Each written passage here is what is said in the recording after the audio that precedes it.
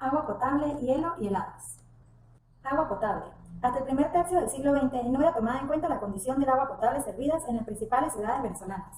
Alguna parte de la población se abastecía de pozos y minas, porque algunos acueductos rudimentarios servían solo a las ciudades principales. Los acueductos eran elementales y constaban de una tubería, normalmente a cielo abierto, que conducían el agua al estanque, para un alto almacenamiento y una red de distribución inadecuada. En 1938 no se comentaba ni a los medios de comunicación los peligros de la contaminación bacteriana. Esta situación comenzó a cambiar a partir de 1943 y fue creado el Instituto Nacional de Obras Sanitarias, el cual se encargaba de atender las necesidades sanitarias ambientales. La situación en la zona andina no era tan compleja como en otros estados. Allí no había escasez de agua porque existían suficientes fuentes de abastecimiento, especialmente por ríos y quebradas. El problema estaba en las condiciones en las que se servía el agua a los consumidores. El abastecimiento se hacía por acequias que corrían a cielo abierto, atravesando potreros solares de viviendas y calles. Para las personas de mayor estatus social, el acarreo del agua se servía utilizando sirvientes de agua, que llevaban el agua de quebradas apartadas del poblado. El resto de los habitantes se servían de las escasas fuentes públicas, mal construidas y de dudosa limpieza, o adquirían el agua a domicilio, llevada en recipientes, o la tomaban de pozos mal mantenidos. En la ciudad de Mérida el agua abundaba, y esa abundancia llegó a ser el verdadero problema, pues el agua corría por las calles, produciendo una humedad constante y así convirtiéndose en focos de infección, ocasionando enfermedades en la población servida, pues las acequias siempre se mantenían sucias. El primer acueducto para la ciudad de Mérida fue inaugurado el 23 de mayo de 1907, el cual se alimentaba de las aguas del río Albarrejas. En 1931 fue arreglado y se levantó una nueva caja de agua, pero la misma resultaba todavía insuficiente e ineficiente para las necesidades de la población. En 1943 finalizó la construcción de una nueva toma del río Albarrega y asimismo una pequeña planta de tratamiento. En 1945 se construyó otro acueducto, el cual funcionó un año más tarde, y asimismo fue inaugurado el sistema de alcantarillado para el sector de la ciudad. En 1972 se inició la construcción de una planta de tratamiento de aguas blancas. Allí mismo fue emprendida las matrices y redes de una estación de bomberos y un nuevo tanque, el cual se le agregó a los tanques ya existentes. Algunas poblaciones del estado de Mérida no tuvieron mucho tiempo un servicio regular y adecuado de agua potable. En Lagunilla se inauguró en 1939 y un año más tarde fue concluido el de Mucuchíes. En 1948 se finalizó el trabajo de Timote. Gran parte de los acueductos construidos resultaron insuficientes debido a que el crecimiento de la población era mayor, superando la capacidad del suministro de agua proyectada anteriormente. En el estado de Trujillo era parecido el suministro de agua a los otros dos estados andinos. Parte de la población se abastecía de la misma manera, quebradas, ríos cercanos y pozos, mientras que los de mejor posición económica utilizaban de igual manera sirvientes de agua, llevando en recipientes a lomo de bestias, consiguiendo la mejor calidad de agua. En el estado de Trujillo existían desde tiempos coloniales una pequeña acueducto, el cual se llamaba Monasterio de los Dominicos, desde el río Castán y Quebradas de los Cerros, donde nacía y atravesaba el interior de las viviendas del norte de la ciudad. Este acueducto se interrumpía con frecuencia por la mala construcción del servicio de agua. Este acueducto estaba sin embargo construido tan deficientemente que el servicio de agua se interrumpía con frecuencia. Las otras poblaciones se abastecían de agua de ríos y quebradas cercanas y de jagüeyes o pozos artesianos. Valera, erigida como ciudad en 1871, carecía de una fuente de agua abundante, regular y cercana. La mayoría de sus pobladores se abastecía de la quebrada de Escoque, de la sequía de Morón y del Sanjón del Tigre. Las dos últimas eran corrientes artificiales de propiedad privada, que se empleaban para el regadío de cultivos de caña. Pero esas aguas estaban muy contaminadas, especialmente las de la sequía, ya que algunos arrojaban a su cauce materias fecales. Algo semejante acontecía con el agua del Sanjón del Tigre, debido a que allí se arrojaban inmundicias, se lavaban ropa y se bañaban enfermos. Un nuevo acueducto para la ciudad de Trujillo fue inaugurado el 15 de agosto de 1902, alimentándose del agua de un manantial que corría a la vera de la quebrada de los Cedros y servía solo al sector más bajo de la ciudad. Los residentes en la parte alta buscaban el agua en la fuente o la adquirían a los aguadores, que la transportaban en recipientes sobre los hombros o sobre el lomo de burros. En 1915 este acueducto fue remodelado, pero 2 décadas más tarde ya resultaba insuficiente, por lo que en 1936 se decidió construir otro, que se nutría del río Castán. El acueducto de la Era fue terminado en 1905, alimentando con aguas de la quebrada de Agua Clara, proyectado por una población de 4.000 habitantes. Ya en 1911 era insuficiente y su agua registraba altos índices de contaminación. En 1937 el gobierno nacional decidió construir un nuevo acueducto, que se abastecía del río Mutatán, cuyas obras más importantes fueron concluidas en el año 1940, pero no fue inaugurado sino en 1944. Los sistemas de acueducto para las demás poblaciones del estado se construyeron también tardíamente y con grandes deficiencias. El de Boconó, por ejemplo, finalizado en 1941, que se alimentaba de la quebrada Segovia, era muy rudimentario y constaba de una toma, una caja recolectora, un desalenador, casi 6.000 metros de tuberías de conducción y 8 fuentes públicas.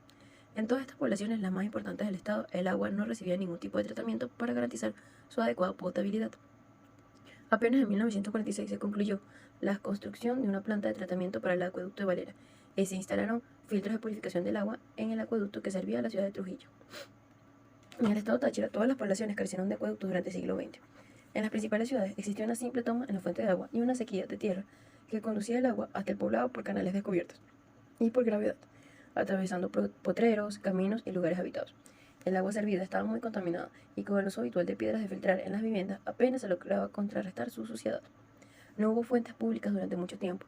La primera fue levantada en San Cristóbal en 1874 y el abastecimiento de agua, especialmente para las familias pobres, resultaba una verdadera tragedia. El acueducto de San Cristóbal fue inaugurado en 1931. Se disponía de 4 depósitos de agua alimentados por la quebrada Las Cumbres, pero la fuente era pobre en caudal y el servicio era interrumpido todos los días, desde las 9 de la noche hasta las 3 de la mañana. En 1940 comenzó la construcción de otros acueductos, concluyéndose los trabajos en 1946. Casi 2 décadas más tarde, en 1963, fue puesto en servicio un acueducto más moderno para servir a la ciudad. El acueducto de Rubio fue terminado parcialmente en 1941 y puesto en servicio con restricciones. Años más tarde, en 1945, se reactivaron las obras, levantándose un nuevo estanque de distribución e instalándose la tubería de aducción.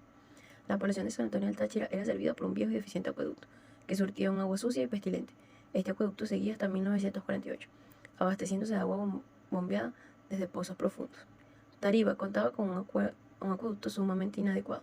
Aún en 1912, su agua no era más que una solución concentrada de mugre, que corría por un canal descubierto.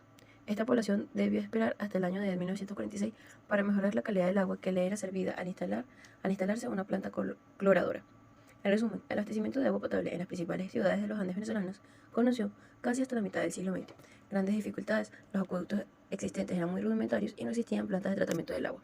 En 1799 se inicia la comercialización del hielo en los países con mayor desarrollo. En Estados Unidos se utilizó una laguna que está ubicada en el centro de Nueva York como fuente para la creación de los cubos de hielo. Comenzaron a construirse los primeros frigoríficos y se inicia la exportación hacia los países lejanos, empacándolo en acerrín, ya que ayudaba a mantenerlo sólido durante más tiempo debido a su conductividad térmica baja. La llegada del hielo a Venezuela se da desde 1825, siendo traído desde los Estados Unidos. Las cargas llegaban al puerto de La Guaira y desde allí era transportado en carretas hacia las ciudades cercanas. En 1874 se continúa con la importación y se populariza su uso en la capital. Años más tarde se inicia la fabricación del hielo en el país por los empresarios. En 1887, el empresario venezolano Carlos Zuluaga suscribe un contrato con el gobierno nacional para la creación de las fábricas de hielo en La Guaira, Valencia y Puerto Cabello. La industria se llamó La Glacier. Hacia la zona andina era imposible importarlo debido al mal estado de los caminos de comunicación, por lo tanto pudieron disfrutar de sus beneficios mucho tiempo después. Para ese entonces, el hielo en Venezuela servía como enfriador de bebidas, medicamentos y en la elaboración de helados. Sin embargo, en Mérida se disponía de hielo natural, el cual era transportado por cargadores indígenas desde La Guada en la Sierra Nevada. Y ya en 1870, en Mérida se vendían helados de frutas preparados con hielo natural traído de la Sierra Nevada.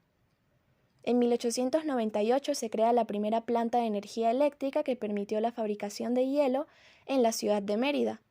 Posteriormente, en 1929 ya existían 3 más, en Tovar, Santa Cruz de Mora y Sea. En 1897 se establecieron 3 plantas en el estado Táchira, y entre 1912 y 1921 se crearon 7 plantas en el estado Trujillo. Y todo esto finalmente generó que algunos empresarios privados iniciaran la creación de las primeras fábricas.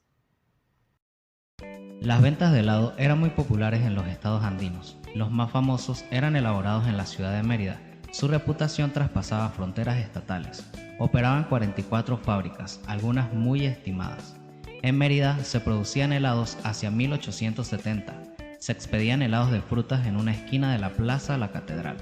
En enero de 1897, los señores Peraza Garrido establecieron el Club El Casino, donde ofrecían frescos, dulces, ponches, sorbetes y toda clase de licores helados. El francés Pablo Gasoli Vendía helados en el bar La Glaciere. En 1903, los hermanos Picón, en su establecimiento en la calle Igualdad número 29, expedían helados. En 1908 se podían conseguir helados en el botiquín El Villar, de Marcos Paredes. En 1921, el botiquín 14 de enero, de Leopoldo Gessi, ofrecía variedad de frutas y mantecados. Hacia 1927, Gessi creó el Salón Diana, donde se ofrecía helados de mantecado y de frutas, de sidra, de champaña, así como refrescos y cócteles helados. En 1921, Tovar comenzó el expendio de helados los fines de semana en el botiquín El Club Tovar. Los primeros helados elaborados para la venta al público en el estado Trujillo fueron ofrecidos los fines de semana en el botiquín La Española en 1918. Un año más tarde se podían conseguir en el botiquín de Benigno Paredes, donde ofrecía helados mantecados, y en el sitio del Placer, que vendía helados de leche. La más famosa fue el Bar Alegría, que ofrecía helados de mantecado y frutas a finales de 1920. En Valera se vendían helados en 1921. En 1932, el sitio de moda fue el Salón Castalia. Allí se vendían helados, café express y cerveza de sifón. En 1937 se ofrecían helados envasados en las higiénicas y decentes tinitas. En Boconó se expedían helados de piña y mantecado en el bar Boconó los fines de semana. En el estado Táchira había pocos lugares para la venta de helados. En 1917, sábados y domingos en el restaurante La Francia. En San Cristóbal se popularizó en 1931 y se adquirían en Sol y Sombra, el botiquín El Versubio y el bar La Cascada, todos los tres situados frente a la Plaza Bolívar.